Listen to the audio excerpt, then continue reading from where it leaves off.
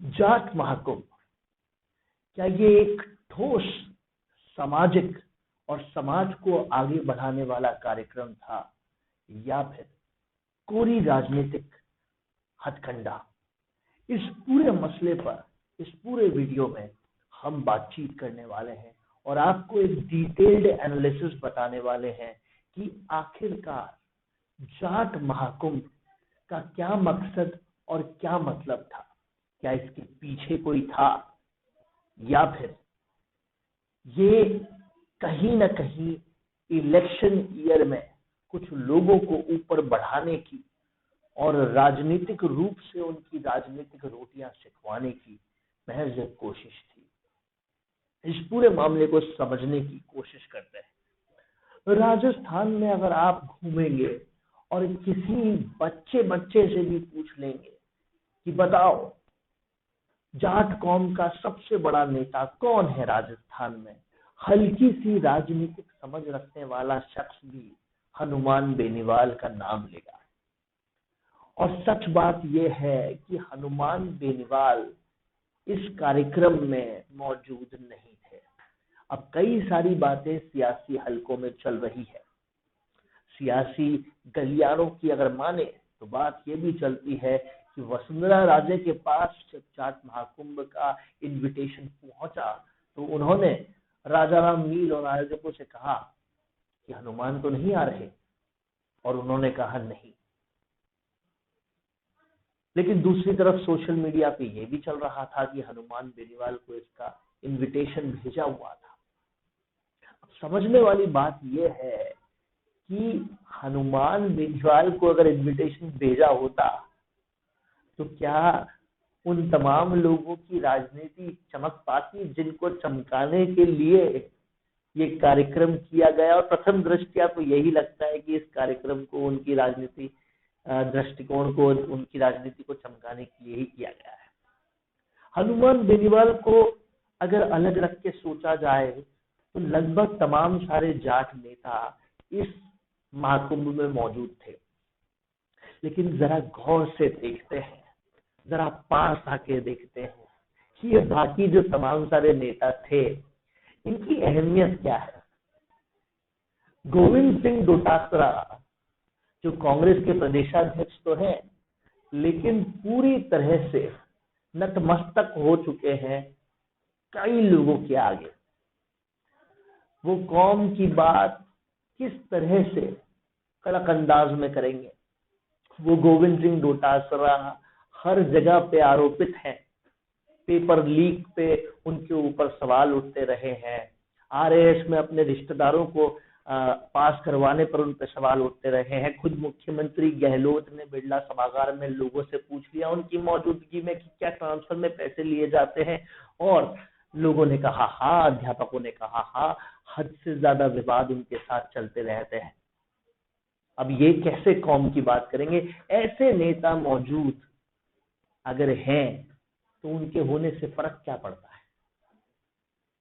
आज की डेट में गोविंद सिंह डोटासरा माइनस कांग्रेस का टिकट, क्या उनको कुछ लोग भी सपोर्ट करने के लिए रहेंगे? मांग उठाई यहां पर रामेश्वर डूडी ने कि मुख्यमंत्री होना चाहिए जाट का बेटा ही मुख्यमंत्री होना चाहिए। कोई पूछे उनसे कि उनको अगर किसी छोटी पोस्ट के लिए भी मुख्यमंत्री गहलोत बुला ले तो वो तुरंत प्रभाव से अपनी हाईएस्ट स्पीड में जाकर वो पोस्ट ले ले।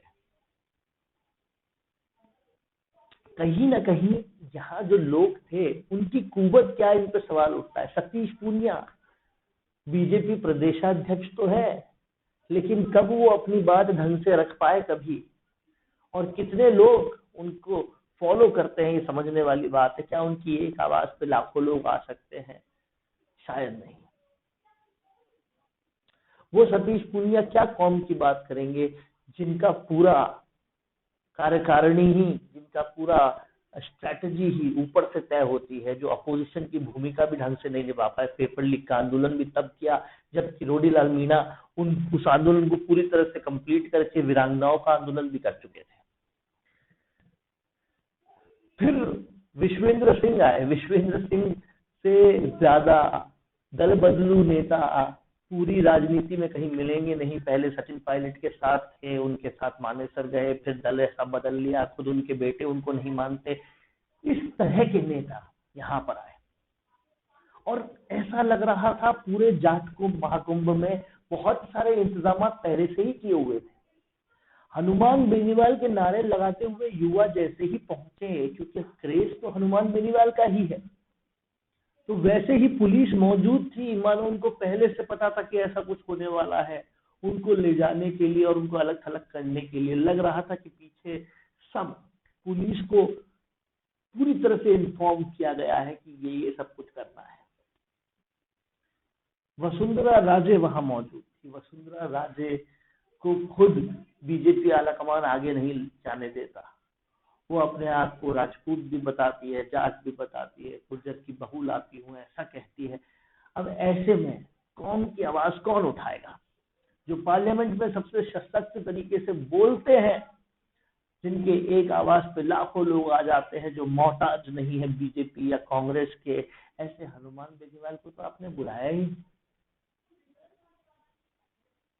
और कहीं ना कहीं इस पूरी जाट महाकुंभ को देखें और अगर इसका कंपैरिजन कुछ महीने पहले हुई हीरक जयंती से करें, जहां 7 लाख से ज्यादा राजपूत इकट्ठे हुए थे और तमाम सारे नेता वहां पर आए थे। अनुशासन बहुत भरपूर तरीके से दिख रहा था। तो साफ समझ में आता है कि जाट महाकुंभ का आयोजन पूरी तरह से फेल रहा। और सबसे बड़ी बात, अगर यहाँ पर समझें और देखें तो पूरी तरह से समझ में आती है कि राजाराम मील जो इलेक्शन से पहले और सक्रिय राजनीति में उनको ज्यादा कोई फॉलोइंग उनकी है नहीं, वो सिर्फ और सिर्फ राजनीतिक रोटी चमकाने के लिए इस तरह का आयोजन करते। कहीं ना कहीं ये समझा जाए कि हनुमान बेनीवाल को दरकिनार करके जो बार बार इस महाकुंभ में कई नेता बोल रहे थे कि जाट को जाट ही मारता है, आप तो वो यथार्थ रूप से कर रहे थे। आयोजन की शुरुआत से ही कर रहे थे। जब आपने आयोजन अपने सबसे बड़े नेता के गैर मौजूदगी में सोचा और किया, जब आप मानने को तैयार ही नहीं कि लोकप्रियता के पैमाने पर जो सबसे आगे है, जो प्रधानमंत्री मोदी की पार्टी को छोड़ सकता है किसानों के लिए, जिसकी एक आवाज पर लाखों लोग आते हैं, उनको आप जब पहले से ही माइनस करके चल रहे हैं जाट महाकुंभ में, तो कैसे महाकुंभ होगा?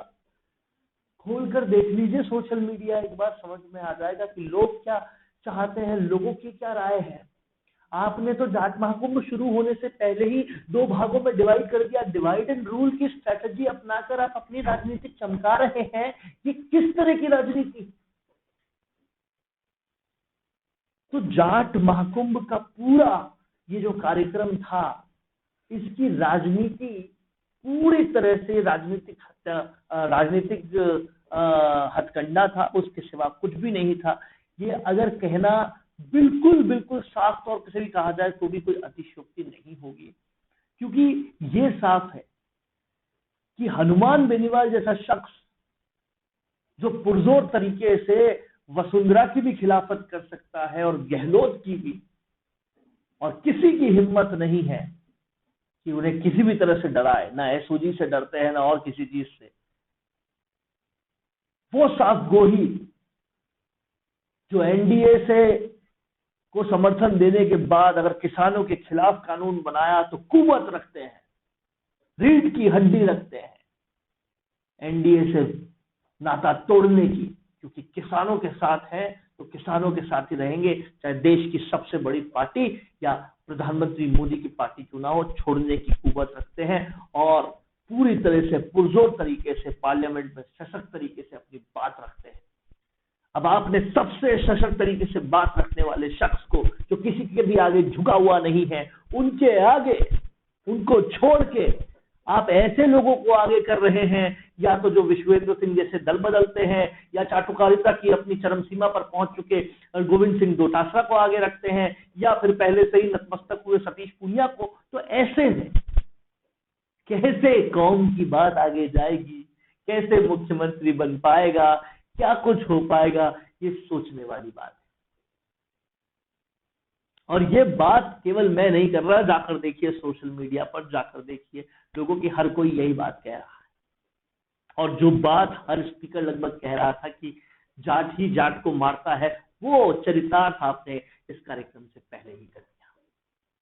तो ये पूरा विश्लेषण था जाट महाकुंभ का। कैसा लगा आपको हमारा ये वीडियो, हमें कमेंट करके जरूर बताएं। अगर ये वीडियो पसंद आया तो इसे ज्यादा से ज्यादा शेयर करें, और ऐसे ही विश्लेषण और एनालिसिस लेकर मैं आपके समक्ष आपके साथ आता रहूंगा। नमस्कार।